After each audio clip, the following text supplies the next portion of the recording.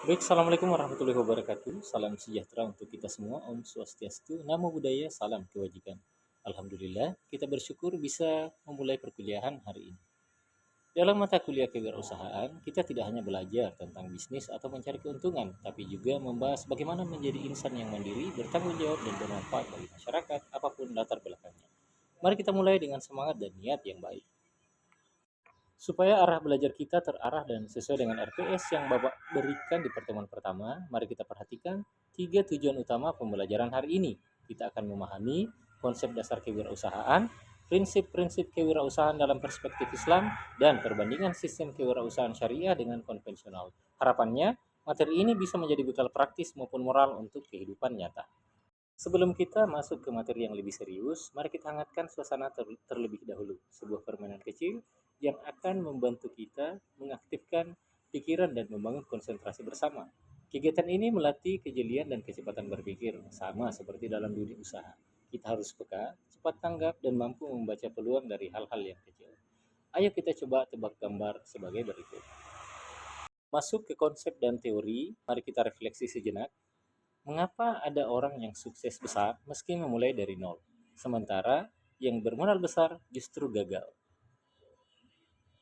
Yang mau menyampaikan pendapatnya silakan angkat tangan. Baik. Nah, jawabannya sudah bagus dan untuk menjawab pertanyaan ini kita akan jawab bersama melalui materi dan diskusi pada hari ini. Sekarang kita masuk pada fondasi utama dari kewirausahaan dalam perspektif Islam, yaitu nilai-nilai Islam dalam wirausaha. Nah, dalam dunia bisnis yang kompetitif, banyak orang tergoda menghalalkan segala cara demi meraih keuntungan. Tapi dalam Islam, hadir bukan sekedar sebagai sistem ibadah, melainkan juga sistem kehidupan, termasuk dalam urusan ekonomi dan muamalahnya. Mari kita lihat bersama beberapa nilai inti yang harus ditanamkan. Yang pertama ada amanah, jujur, tanggung jawab, komitmen, dan keadilan. Semua nilai ini bukan hanya membuat usaha kita bertahan, tapi juga membentuk kepribadian wirausaha yang bermartabat dan dicintai oleh masyarakat. Dalam konteks moderasi beragama, nilai-nilai ini juga universal dan inklusif. Kita diajarkan untuk bersikap adil terhadap siapapun, apapun latar belakangnya. Maka, seorang wirausahawan muslim adalah dia yang berkontribusi lintas batas, memberi manfaat tanpa diskriminasi. Selanjutnya adalah karakter wirausahawan. Setelah memahami nilai-nilai dasar dalam Islam seperti amanah dan kejujuran, kita sekarang masuk pada aspek karakter personal yang harus dimiliki oleh seorang wirausahawan. Nilai saja tidak cukup tanpa mentalitas yang tangguh. Dunia usaha penuh dengan tantangan, kegagalan, penolakan, bahkan tekanan sosial dan ekonomi. Karena itu, seorang wirausahawan tidak cukup hanya punya ide, ia harus punya mental baja. Mari kita bahas satu persatu karakter yang penting ini. Yang pertama, tekun dan pantang menyerah. Kunci dari kesuksesan bukan hanya ide cemerlang, tapi kemampuan bertahan ketika segala hal tidak berjalan sesuai dengan rencana. Banyak pengusaha sukses justru tumbuh dari kegagalan yang berulang, tetapi mereka tidak menyerah. Kemudian kerja keras dan semangat perjuangan. Tidak ada hasil instan dalam dunia usaha. Dibutuhkan kerja keras dan semangat juang layaknya pejuang di medan perang. Nabi Muhammad pun bekerja sejak muda sebagai penggembala dan pedagang sebelum menjadi rasul. Kemudian disiplin waktu. Waktu adalah modal tak terlihat. Seorang wirausahawan harus mengelola waktu dengan bijak, membedakan antara prioritas dan gangguan. Kedisiplinan kecil seperti bangun pagi, hadir tepat waktu, menyelesaikan target harian adalah kebiasaan yang membentuk kesuksesan jangka panjang. Kemudian berpikir positif. Dunia usaha bukan tempat untuk orang yang mudah menyerah atau suka menyalahkan orang lain. Kita harus membiasakan diri untuk melihat peluang dalam kesulitan, bukan kesulitan dalam peluang. Berpikir positif juga berarti siap belajar dan dari kegagalan, bukan menghindarinya. Semua karakter ini tidak bisa dibentuk dalam semalam, tapi bisa dilatih sedikit demi sedikit dari keseharian kita sebagai mahasiswa. Muncul pertanyaan, apakah kita konsisten hadir kuliah? Apakah kita menyelesaikan tugas tepat waktu? Apakah kita tahan banting saat menghadapi revisi atau kritik? Silakan direnungkan sendiri. Perbedaan kewirausahaan syariah dan konvensional. Setelah kita membahas karakter dan mentalitas wirausahawan yang kuat, kini kita masuk pada satu pertanyaan penting. Apakah semua model usaha itu sama dari segi prinsip? Jawabannya tentu tidak. Dalam Islam, kita mengenal sistem kewirausahaan berbasis syariah yang berbeda secara mendasar dengan sistem konvensional.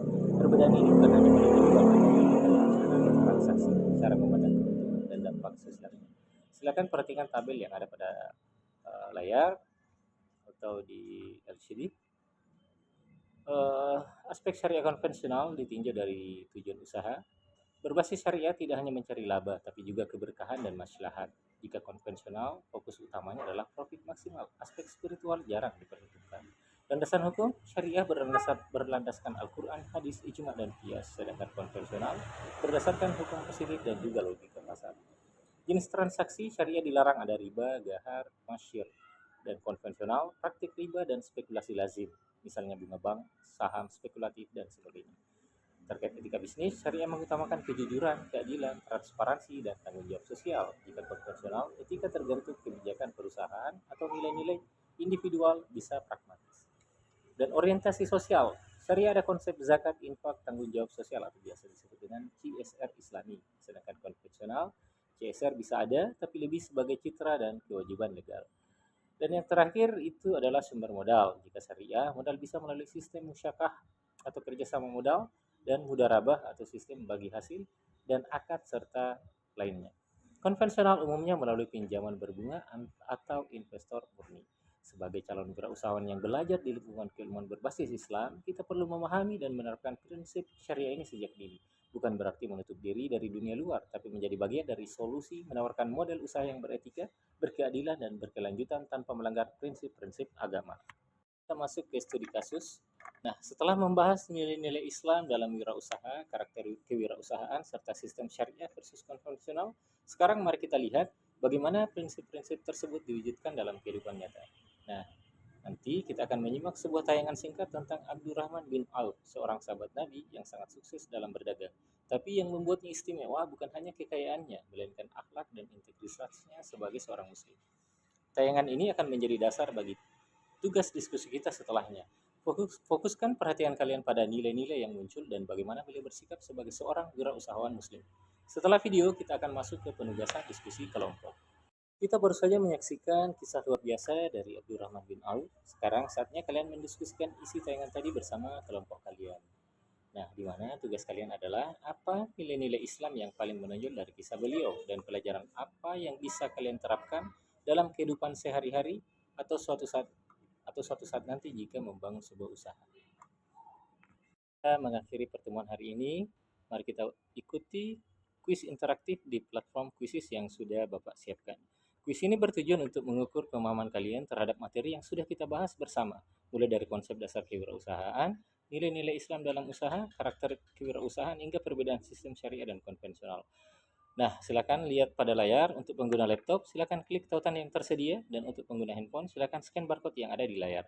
Pastikan kalian memasukkan nama asli agar saya dapat merekap hasilnya dengan benar. Kuis ini juga bisa jadi bahan refleksi ringan seberapa jauh kalian menyerap inti pembelajaran hari ini. Waktu pengerjaan terbatas, silakan fokus, baca baik-baik setiap soal, dan nikmati prosesnya. Nah, kita telah menyelesaikan seluruh rangkaian materi pada hari ini. Untuk menegaskan kembali, mari kita simpulkan poin-poin utama pembelajaran yang sudah kita lalui. Pertama, kita telah memahami konsep dasar kewirausahaan, baik wirausaha bukan sekedar mencari keuntungan, tapi juga tentang menciptakan nilai, keberanian mengambil risiko, serta membangun kemandirian. Kedua, kita telah mengkaji prinsip-prinsip kewirausahaan dalam perspektif Islam, seperti amanah, jujur tanggung jawab, adil, dan semangat juang. Prinsip-prinsip inilah yang membedakan wirausahawan yang hanya mengejar untung dengan wirausahawan yang membawa keberkahan. Ketiga, kita juga telah membandingkan sistem kewirausahaan syariah dan konvensional, baik dari segi tujuan, cara memperoleh keuntungan, sumber modal, maupun etika berusaha. Kita belajar bahwa kewirausahaan syariah menempatkan aspek keberkahan dan etika sebagai hal utama. Semua pembahasan ini diperkuat melalui tayangan inspiratif tentang Abdurrahman bin Auf dan ditutup dengan diskusi atau kuis sebagai bentuk penguatan pemahaman. Sebagai penutup, izinkan saya mengingatkan, jangan takut untuk memulai usaha kecil dengan niat baik lebih berarti daripada angan-angan besar tanpa aksi. Sebagai materi hari ini semoga materi hari ini menjadi bekal awal bagi kalian dalam membangun sikap mandiri, karakter Islami, dan semangat kewirausahaan yang penuh kebermanfaatan bagi umat. Atas perhatian dan partisipasi aktif kalian hari ini, semoga materi hari ini tidak hanya menjadi wawasan, tapi juga menjadi langkah awal menuju kemandirian, kebermanfaatan, dan keberkahan hidup. Saya Muhammad Aslam Ahmad selaku dosen pengampu mata kuliah kewirausahaan undur diri. Jika ada kata-kata atau kalimat yang kurang berkenan mohon dimaafkan. Billahi taufiq wal hidayah. Wassalamualaikum warahmatullahi wabarakatuh.